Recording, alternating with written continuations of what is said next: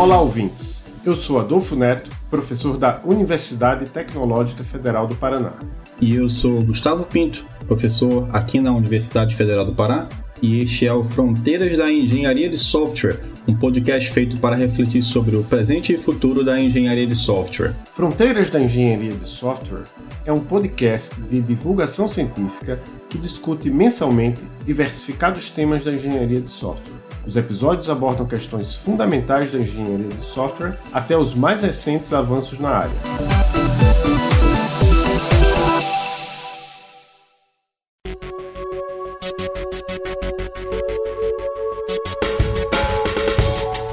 Nesse nosso 7º episódio, nós conversamos com a Silvia Virgílio, que é professora titular da UFPR, Federal do Paraná, onde lidera o grupo de pesquisa em engenharia de software, o GRACE. Curiosamente, eu também sou egresso desse grupo de pesquisa, fiz mestrado com a Silvia lá em 2000 e bolinha, e foi um prazer enorme conversar com a Silvia nesse episódio novamente.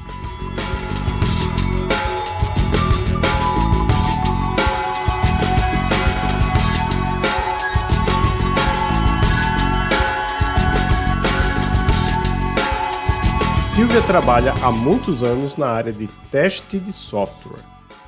Na última década, concentrou seus esforços na área de pesquisa conhecida como Search-Based Software Engineering, engenharia de software baseada em busca, que se utiliza de técnicas e algoritmos de inteligência artificial em problemas da engenharia de software. Neste episódio, vamos falar de engenharia de software baseada em busca e de IA em engenharia de software. Vamos ao episódio.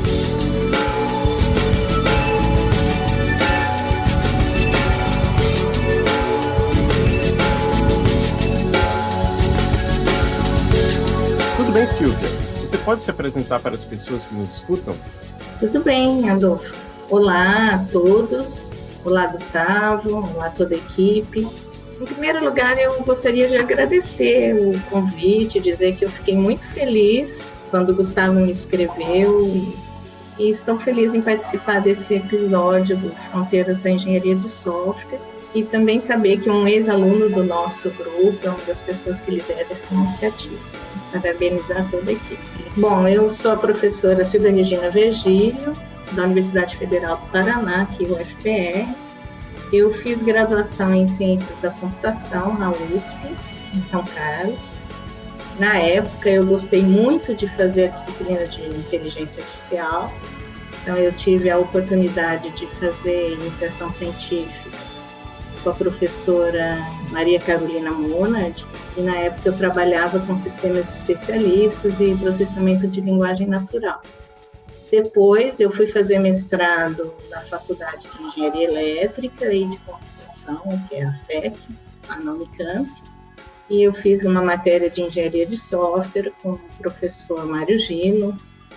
As aulas do professor Gino eram muito boas, ele era bastante organizado.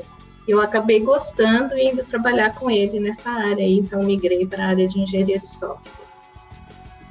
Na época, o professor José Carlos Maldonado, que também tinha sido meu professor lá na USP em São Carlos, ele estava fazendo seu doutorado com o professor Gino, e aí eles me introduziram à área de teste de software. Esse foi o tema do meu trabalho de mestrado.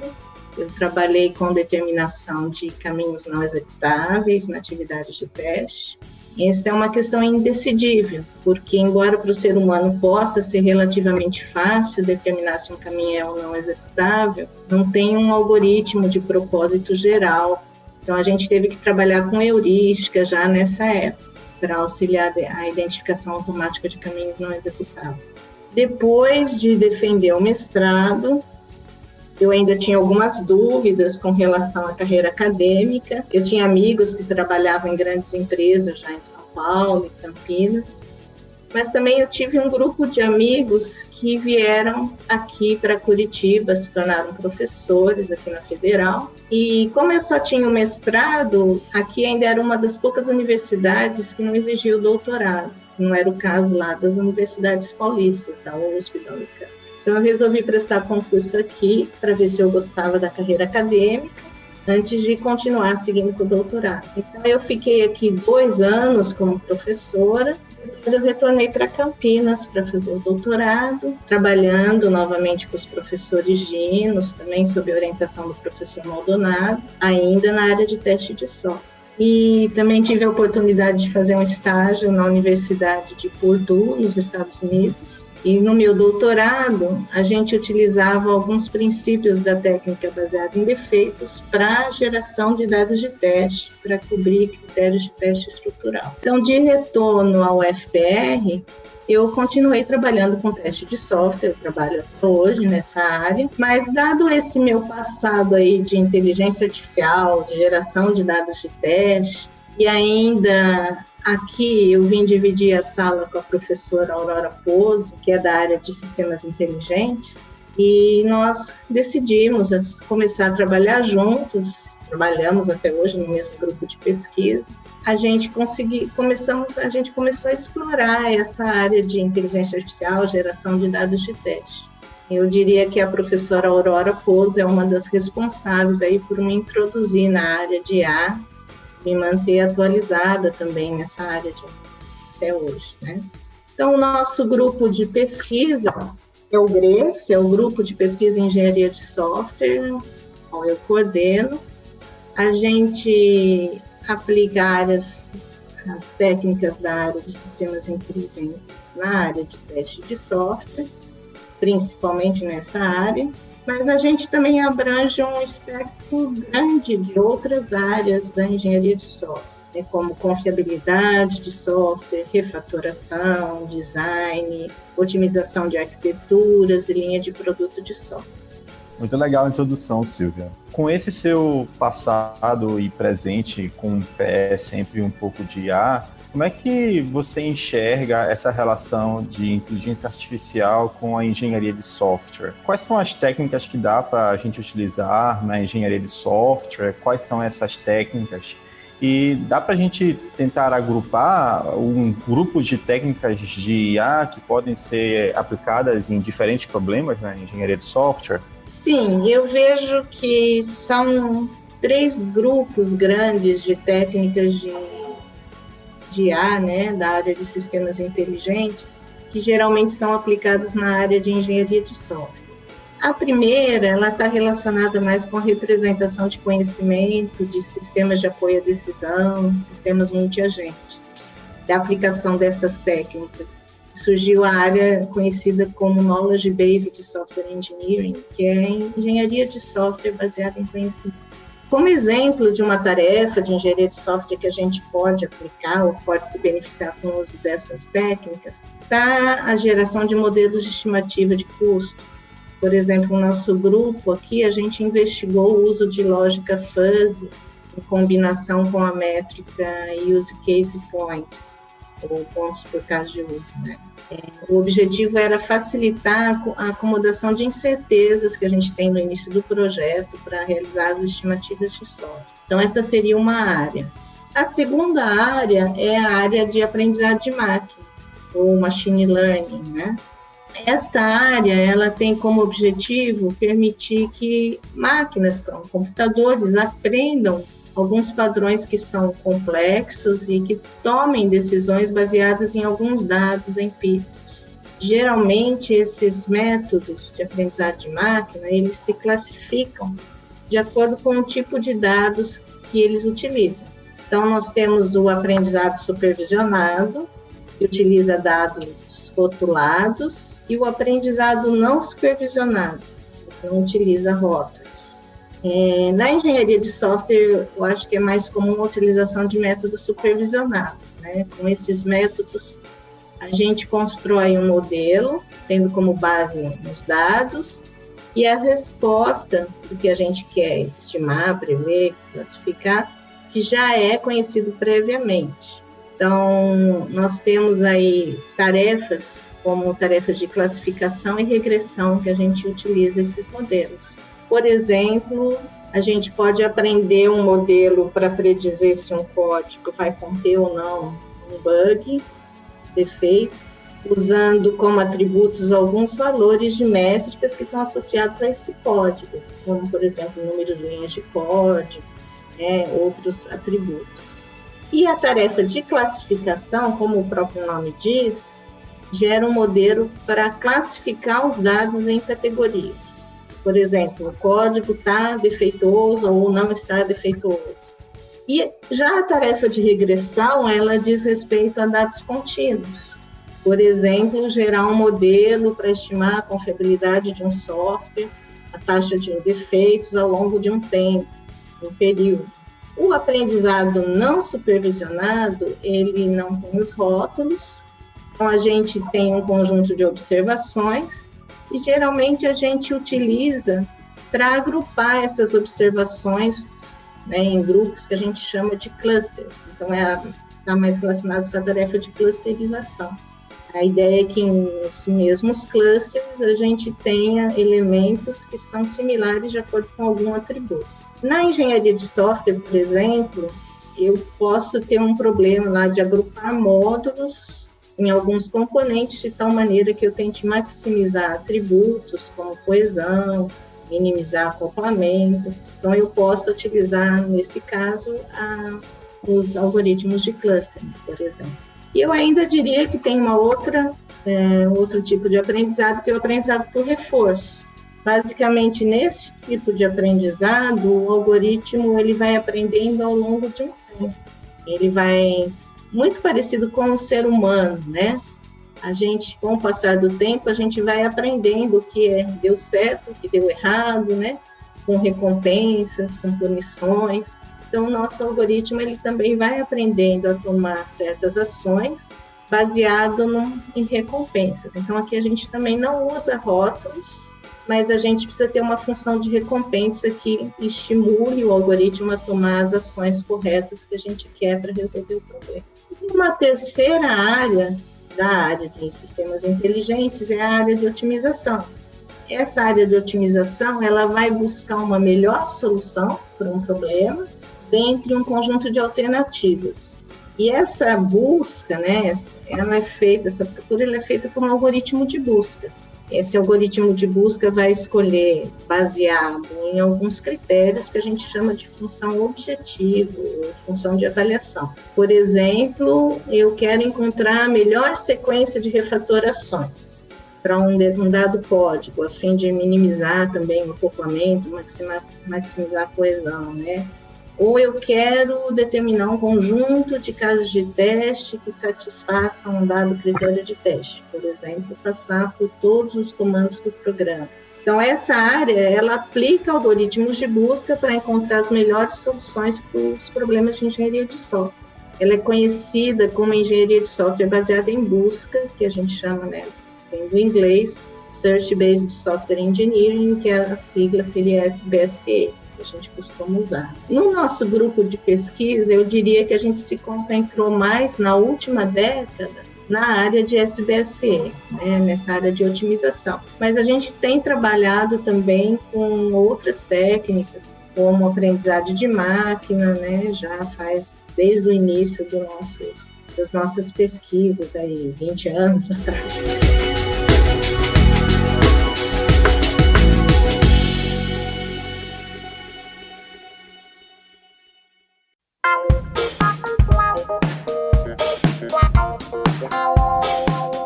Silvia, dentre essas três áreas que você mencionou, como você acabou de dizer, você e seu grupo são bem mais ativos nessa área de engenharia de software baseada em busca, né? Você pode contar para a gente um pouco mais de passado, como que surgiu essa área e algumas aplicações que você vê talvez surgindo hoje com muito mais de demanda de algoritmos de busca e otimização? Essa área de SBSE, a gente pode dizer que ela surgiu, né? Que na verdade esse nome, essa área, ela foi batizada em 2001, num artigo ali introdutório do Harman e Jones. Mas antes disso já, né, na década de 90, diversos pesquisadores eles já utilizavam algoritmos de busca para resolver os problemas de engenharia de software. Esses pesquisadores eram principalmente da área de teste de software. Os primeiros trabalhos, eles visavam essa tarefa de geração de dados de teste. Então, eu acho que não foi por acaso que eu, com esse meu passado de teste, e de inteligência artificial, fui trabalhar com essa área de SBSE, né? E mesmo antes até de conhecer o nome oficial da área. Mas eu acho que o que contribuiu também para o desenvolvimento da área de SBSE, se a gente pensar em todas as áreas da engenharia de software, além do teste de software, mas todas as outras áreas como design, manutenção, gerenciamento, a gente tem vários problemas que podem ser modelados como problemas de otimização. E também há uma grande variedade de métricas que estão disponíveis para ser utilizada como uma função objetiva, uma função de avaliação. Na engenharia de software tem vários problemas que podem ser resolvidos com algoritmos de busca. Eu diria assim que a característica principal desses problemas são que eles precisam ter um espaço de busca grande de soluções. Eles geralmente não têm nenhuma solução eficiente, completa, que seja conhecida para resolver o problema. E são necessários alguns ingredientes que o professor Harman fala, né, o Mark Harman fala. O primeiro, que é necessário ter uma representação simbólica das soluções para o problema. Essa representação simbólica vai ser usada pelo algoritmo de busca. Segundo, ter alguns operadores de busca que possam modificar essa solução para gerar soluções alternativas no espaço de busca. E o terceiro, ter métricas para serem utilizadas em uma função de avaliação.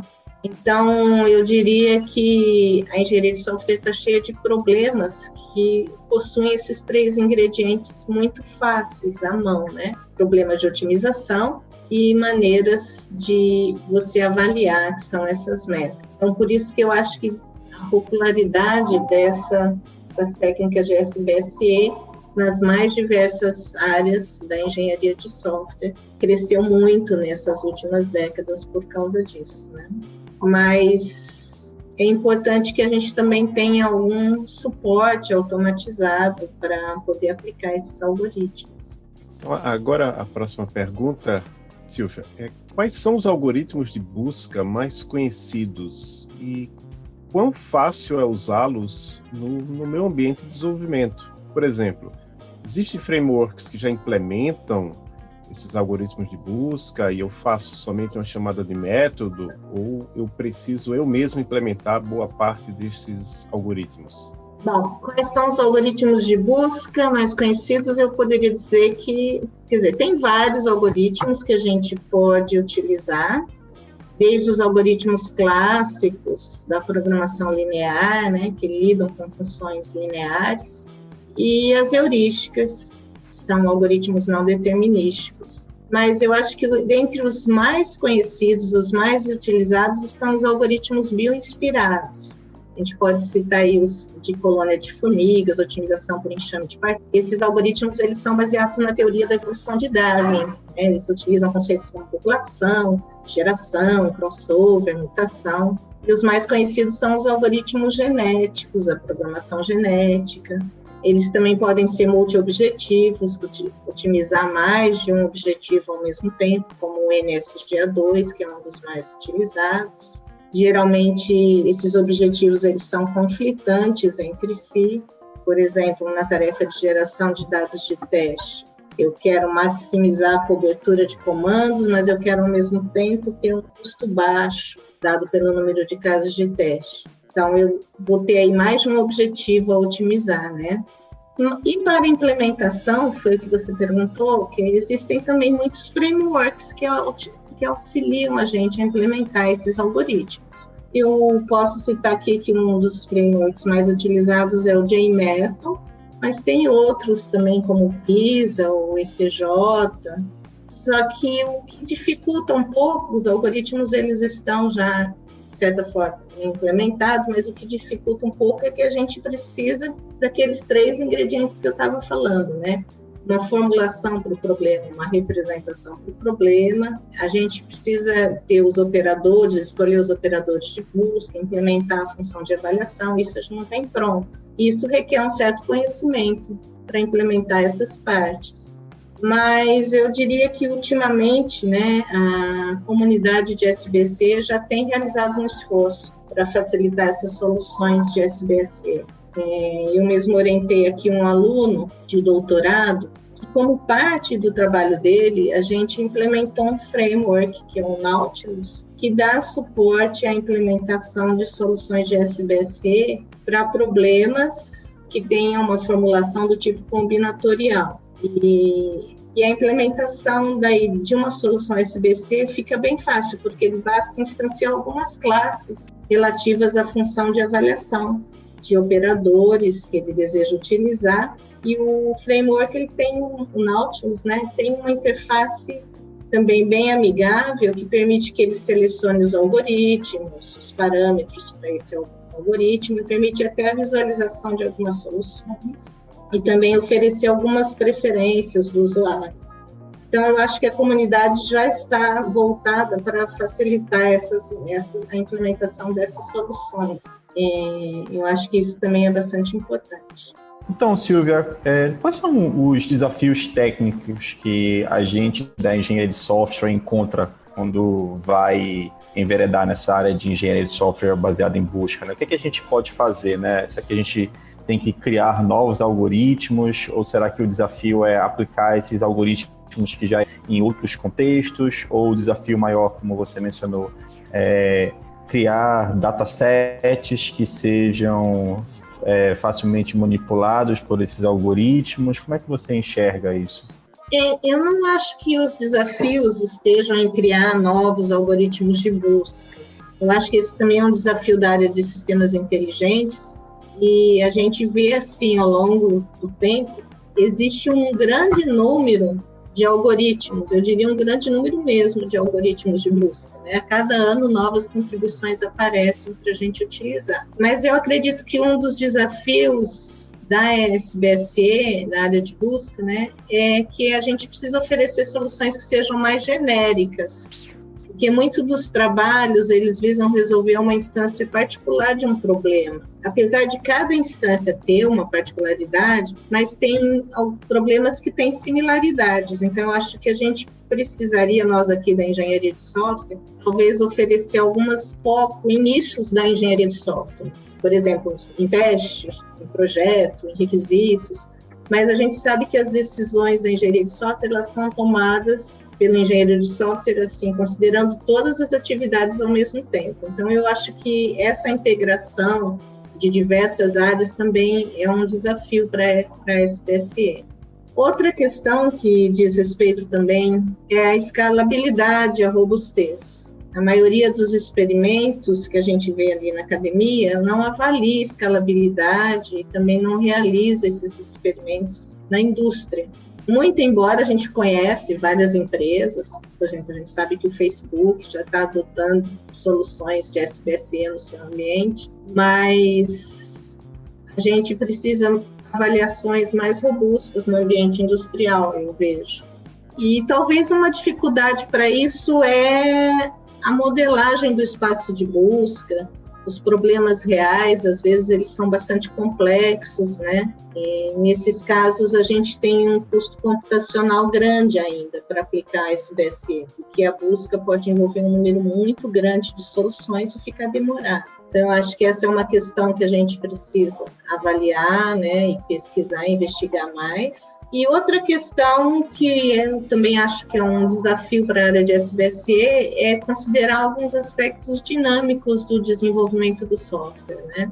Os requisitos, eles podem mudar e acabam mudando constantemente. Então, as funções de avaliação que a gente usa, elas precisam ser mais adaptáveis, elas vão ter que se adaptar a mudanças, né? Então, não necessariamente a solução tem que dar sempre a mesma função de avaliação. Dependendo das mudanças que ocorrem, elas podem se adaptar. Eu acho que isso é um tópico interessante também, uma necessidade que eu estou vendo nessa solução.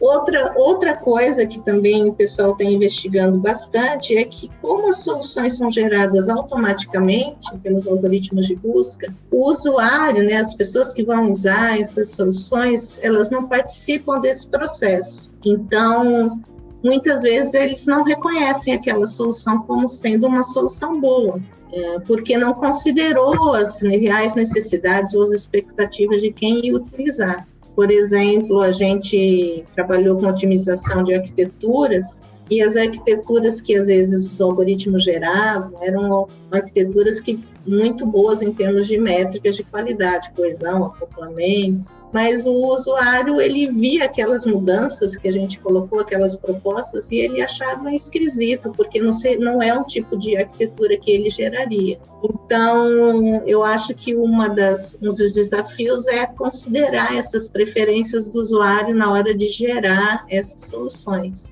E facilitar para ele também a tomada de decisão, porque às vezes a gente oferece um conjunto de decisões de alternativas muito grandes para ele, e como que ele seleciona essa melhor solução? Então, se ele participou do processo de busca, fica mais fácil. Então, acho que esses são os 3 principais desafios aí que eu viria, né? Escalabilidade, uma adaptação, né?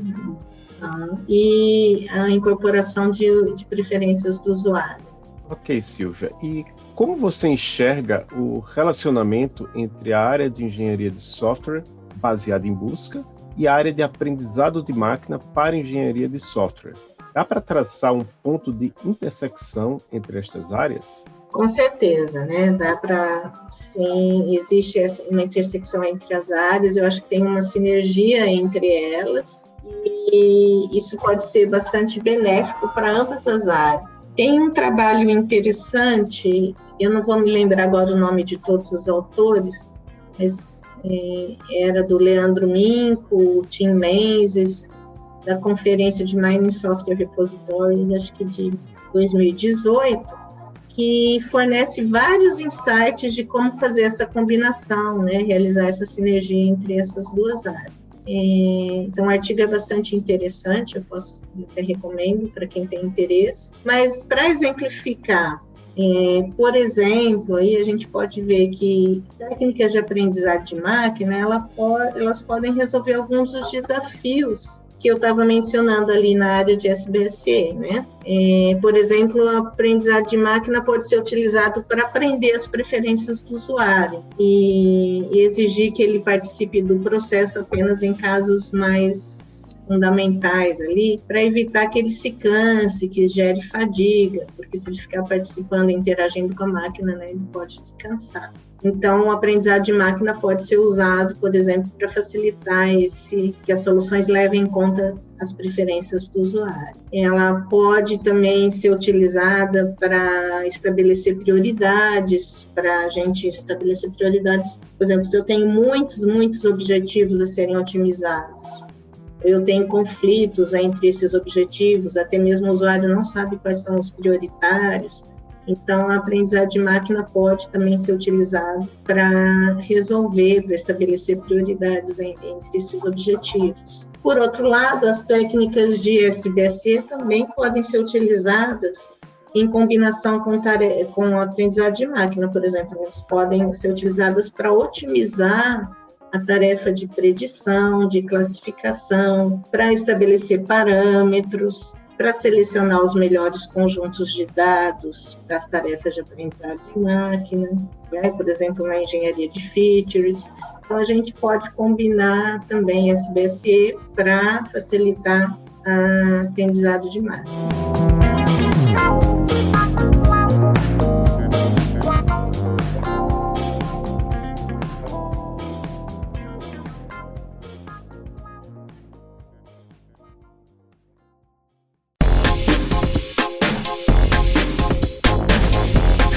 Com relação ao aprendizado de máquina, me parece que a barreira de entrada hoje é muito pequena, né? Então a gente vê vários tutoriais na internet, YouTube, qualquer canal online, a gente vê alguma aplicação de machine learning hoje em dia. Quais foram, na sua opinião, os principais avanços que facilitaram essa adoção de machine learning pela comunidade científica e industrial em alta escala nos últimos poucos anos, Silvia?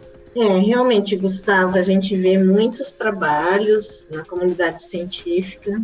Nesse ano aqui que passou, a gente viu uma grande explosão desses trabalhos de machine learning em engenharia de software, mas nem sempre foi assim, né? Quando eu comecei lá no início dos anos 2000, usando aprendizado de máquina, a gente tinha muita dificuldade de obter dados, mas eu acho que hoje em dia, isso já não acontece mais. Então, acho que isso é um dos motivos que favoreceu essa explosão de trabalhos. Por quê? Porque as empresas hoje elas adotam esses ambientes de desenvolvimento, como o GitHub, o Stack Overflow, né, plataformas como Gerrit para revisão de código, e outros ambientes aí que permitem que uma grande quantidade de dados seja coletada, e esses dados eles auxiliam o processo de decisão e estão em diversos repositórios aí para a gente utilizar.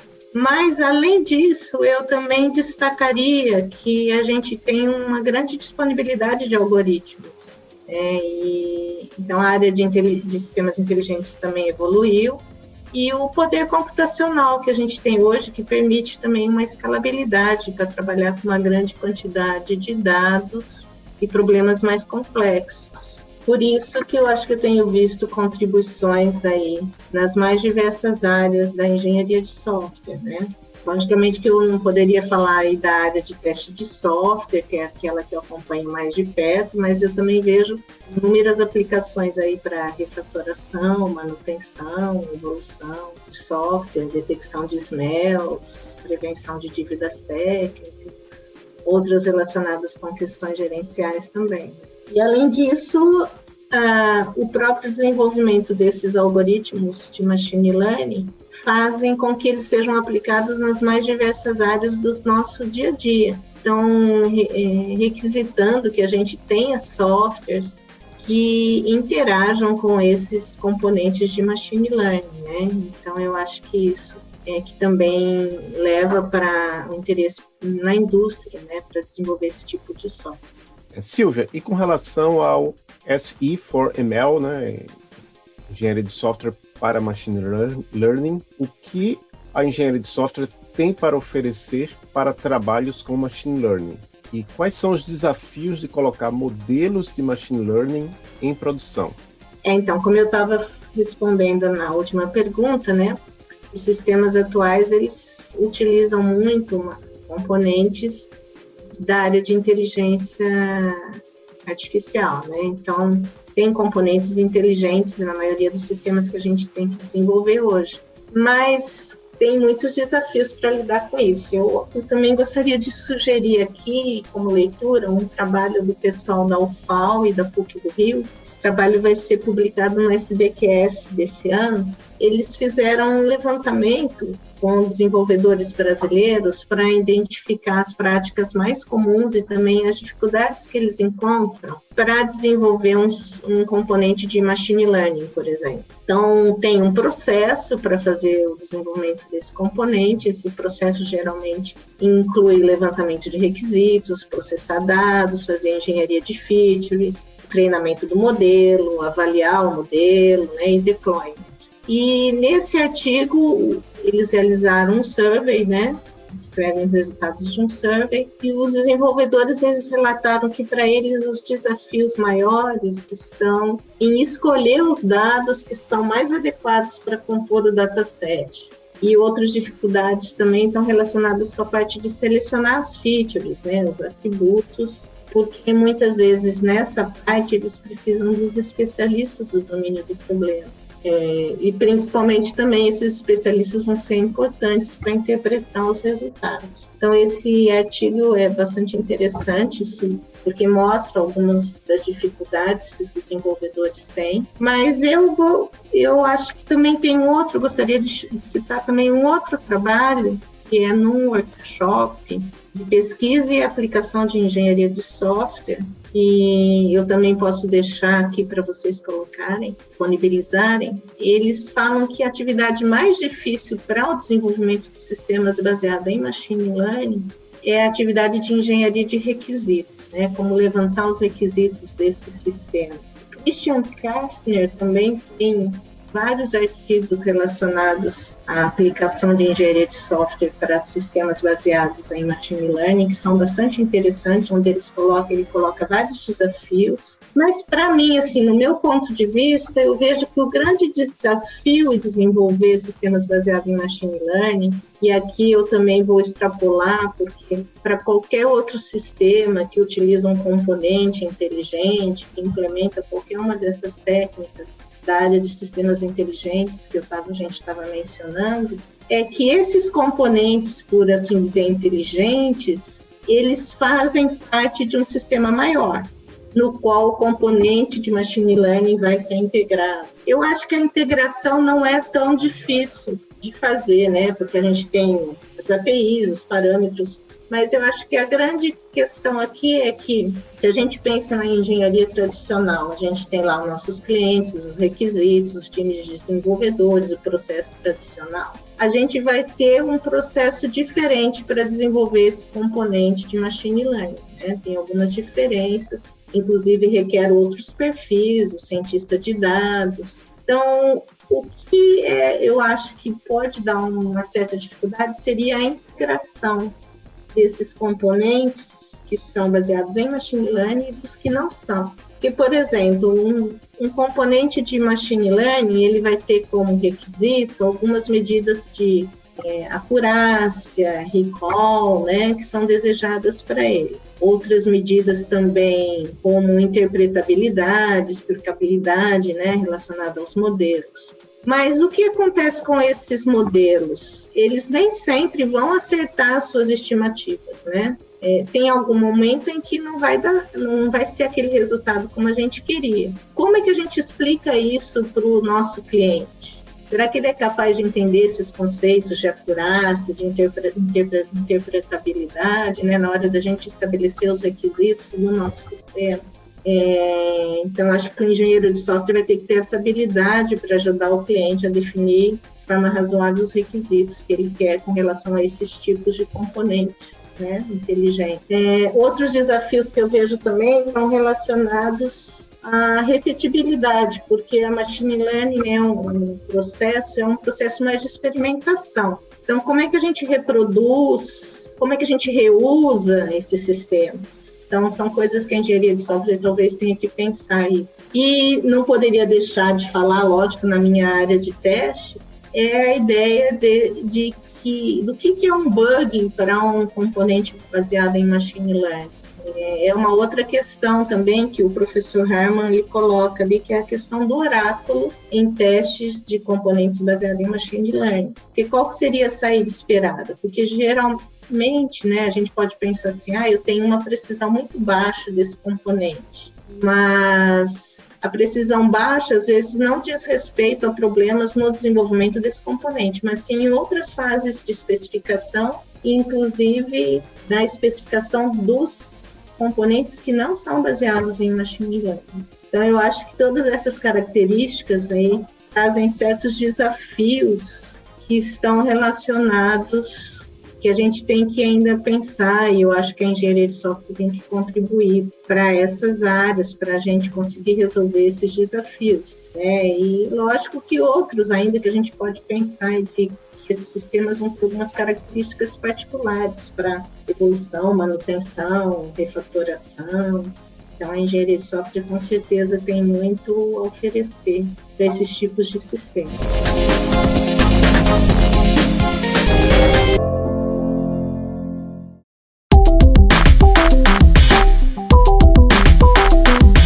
Silvia, sendo mais específico, em um dos seus últimos trabalhos, né, você tem um trabalho sobre aprendizado por reforço para priorização de casos de testes em ambientes de integração contínua, né? Eu acho que a gente já falou sobre cada uma dessas palavras, né, nesse episódio, né? Aprendizado por reforço, casos de testes, né? Integração contínua a gente não falou, mas falou de refatoração, né? Falou de teste, falou de muitas outras coisas, né? Você pode explicar rapidamente para a gente o que é esse trabalho, qual foi a ideia desse trabalho, o que é priorizar, né, um caso de teste e como é que essas coisas todas se juntam numa atividade de integração contínua? Esse trabalho ele é resultado de um trabalho de doutorado do meu aluno, Jackson, do Prado Lima. Ele trata, como você está falando, de priorização de casos de teste em ambiente de integração contínua. O que é priorização de casos de teste? É uma técnica utilizada para para ver se nenhum problema foi introduzido, se tudo que estava funcionando antes continua funcionando agora. Então, é lógico que o ideal seria que eu refizesse todos os testes que estão disponíveis. É o que a gente chama de retest all, né? Mas nem sempre isso é possível. Ainda mais num ambiente de integração contínua, que é uma prática bastante adotada no desenvolvimento ágil, onde o software é modificado, integrado e testado várias vezes ao dia. E, então, eu tenho sempre milhares de testes para executar. E, além disso, eu tenho algumas restrições de tempo, né, para executar esses testes nesse ambiente de integração. Às vezes, o ambiente está meio desenvolvido, utilizado por outros projetos na mesma empresa. Então, eu tenho o que a gente chama ali de teste budget, né, uma restrição de tempo para execução desses testes. Então, a ideia é priorizar os casos de teste para aqueles que têm mais uma outra, eu diria ali, probabilidade de falhar, para que esses casos de teste sejam executados primeiro. E assim eu interrompo o teste já o mais rápido possível e eu diminuo os custos e o tempo de execução e libero o ambiente para a execução de outros casos de teste, outros projetos. Então, esse seria um problema de otimização, né? Estabelecer essa ordem de casos de teste. E, geralmente, esses problemas de priorização de casos de teste são resolvidos com algoritmos de otimização, de busca, como os algoritmos genéticos. Mas o que acontece? Esses algoritmos, eles gastam um certo tempo para executar, e esse tempo que a gente vai gastar para executar esse algoritmo, para realizar a priorização, é um tempo que eu estou desperdiçando e que eu poderia utilizar no ambiente de integração contínua para fazer os meus testes. Então, eles não são muito adequados para esse tipo de ambiente. Aí, então, a gente propôs essa técnica, né, essa abordagem aí de aprendizado por reforço, para priorizar os casos de teste. Então, a ideia é que eu vou priorizar os casos de teste que já têm uma história de defeitos ao longo de outras integrações, de outros commits. Então, a gente pressupõe que casos de teste que falharam no passado, eles também têm alta probabilidade de vir a falhar novamente. Então, a gente usa uma aprendizagem, o reforço, que é uma técnica de reinforcement learning, que a gente chama, a gente usa o multi-armed bandit. E os casos de teste, eles vão ser recompensados, reforçados por uma função de recompensa, que também considera algumas mudanças no ambiente. Porque a gente sabe ali que novos casos de teste podem ser adicionados, podem ser removidos de um commit para o outro. Então, ele vai privilegiar o que a gente chama de intensidade, quer dizer, casos de teste com alta probabilidade de revelar defeitos, porque eles já falharam no passado, mas, ao mesmo tempo, também, a gente vai privilegiar a diversidade de casos de teste, porque novos casos de teste podem estar entrando e outros ficaram obsoletos, né? Então, nos nossos experimentos, essa abordagem ela teve bons resultados com relação à detecção de defeitos, e o que é bom é que ela levou, no pior caso, menos que um segundo para executar. Então, ela se mostrou bastante adequada às restrições do ambiente de integração contínua.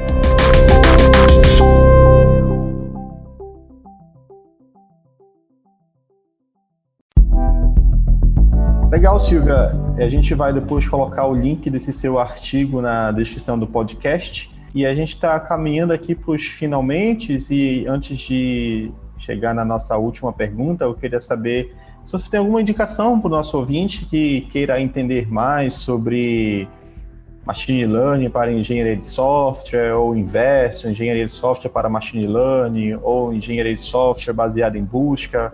Você tem 2 artigos em mente que você acha que seria fundamental para alguém que tem interesse em entrar nessa área, ou livro, ou algum material que você acha muito interessante? Tem um livro, não é bem um livro, na verdade é um tutorial do professor Mark Harman e outros autores sobre engenharia de software baseada em busca, que ele fala de como que você pode montar uma solução baseada em busca. Eu acho bastante interessante. Para quem tem interesse, a gente tem um mapeamento sistemático na área de SBSE, onde a gente detalha as atividades, os algoritmos. Então, eu acho que esse também vale a pena, que dá uma visão bem geral da área. Tem aquele artigo, né, do Leandro Mink, do Tim Menzies, que a gente estava falando, da combinação entre SBSE e Machine Learning. E com relação à aplicação de engenharia de software para componentes inteligentes, eu acho que tem também um survey do Zhang, do Mark Harman, no I3E-TSE de 2019, que ele fala sobre Machine Learning para Machine Learning Testing. Eu acho que isso é bastante interessante. E tem alguns outros artigos do Christian Kastner que eu acho que são bastante interessantes, que ele fala sobre Building Intelligent Systems, a Guide to Machine Learning Engineering, e eu acho que isso é bastante... E tem outros trabalhos que vale a pena se vocês procurarem no Google por ele, né, Christian Kastner, mas eu deixo aqui a indicação para vocês verem. Ele tem bastante trabalho, que ele também trata de teste, de engenharia de requisitos, para sistemas baseados em Machine Learning. E eu acho que vale a pena também para nós, professores, se tivermos interesse. Ele também tem um artigo do ICSE, né, na trilha de educação do ICSE, onde ele fala sobre o ensino de engenharia de software para sistemas baseados em componentes inteligentes. Então, acho que esse também é uma boa referência assim, para nós, professores.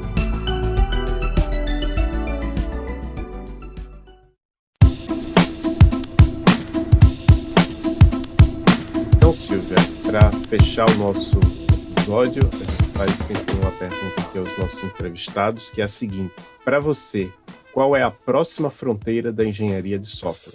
Eu vejo que nessas últimas décadas, né, desde a minha entrada na área de engenharia de software, a maneira como a gente tem desenvolvido software vem mudando bastante, né? E, logicamente, eu vejo que ela vai mudar muito ainda. Então, eu não sei dizer exatamente qual que é a próxima fronteira da engenharia de software. Eu até estive pensando aqui que, como o nosso tema é sobre aprendizado de máquina, de repente um algoritmo de aprendizado poderia gerar um modelo aí para prever quais são as mudanças que vêm por aí. Mas puxando um pouco assim a sardinha aqui para a minha área de pesquisa, eu acho que eu gostaria de colocar dois pontos principais aí. Acho que o primeiro é que o tipo de software que a gente vai desenvolver já está mudando, né, e vai mudar cada vez mais. Então, cada vez mais esses tipos de software eles vão envolver componentes inteligentes. Então, a gente tem que se preparar para isso, nós temos que criar perfil de aluno, nossos alunos têm que estar preparados para isso. E, por um outro lado, também, eu vejo que o engenheiro de software ele também vai poder contar com ferramentas cada vez mais inteligentes para desenvolver o software. Então, isso vai facilitar bastante a vida dos desenvolvedores, vai mudar relações interpessoais de trabalho, com certeza. Em 2001, né, aquele artigo inaugural da área de SBSE, quando foi publicado esse artigo, o professor Mark Harman, ele já dizia lá que uma das premissas da área era que a gente podia, vamos pensar aqui, né, e vamos estender também para Machine Learning, não só para a área de SBSE, é que a gente poderia deixar o computador encapsular os nossos sentimentos, as intuições, as nossas suposições, tudo que é típico do nosso modo de agir, né?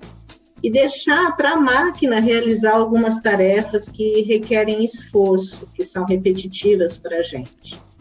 E que nós, seres humanos, nós ficaríamos assim mais livres para tarefas mais criativas, mais prazerosas. Então, apesar desse artigo ser de 2 décadas atrás, eu acredito que nós estamos caminhando cada vez mais nessa direção. Então, nós vamos ter tarefas mais criativas para fazer e dentro da engenharia de software, e essas outras tarefas serão feitas automaticamente com esses algoritmos inteligentes, né, da área de SPSE, de Machine Learning. É assim que eu vejo, nós estamos caminhando para essa direção. Ok, Silvia, então muito obrigado pela participação no Fronteiras da Engenharia de Software. Eu passo a palavra para você se despedir dos nossos ouvintes. Olha, eu que gostaria de agradecer, né? Gostaria de agradecer mais uma vez o convite, parabenizar a todos da equipe pela iniciativa do Fronteiras. E eu fico muito feliz de ver as realizações do Gustavo, né? Um ex-aluno nosso aqui. Eu poderia deixar de citar isso. E eu gostaria de desejar muito sucesso para vocês, para toda a equipe do Fronteiras da Engenharia de Software. Obrigado, Silvia. Foi um prazer enorme conversar com a senhora.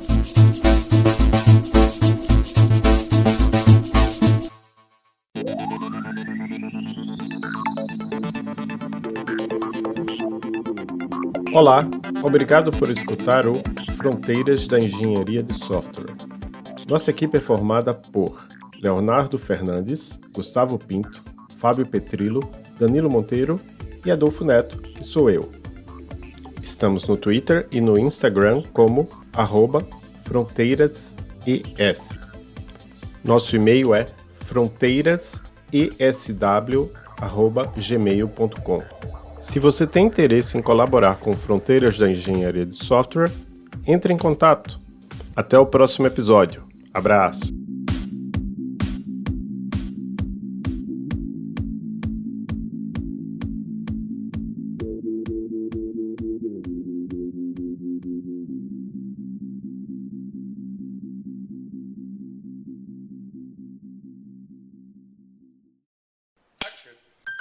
Esse podcast foi editado pela Produtora Reis.